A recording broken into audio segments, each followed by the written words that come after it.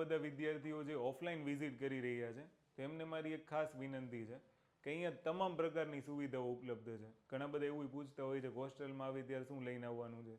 ખાલી કપડાં અને તમારા જીવન જરૂરિયાતની વસ્તુઓ લઈને આવવાની છે. અહીંયા બેડથી માંડીને તમામ વસ્તુઓ તમને મળી જવાની છે.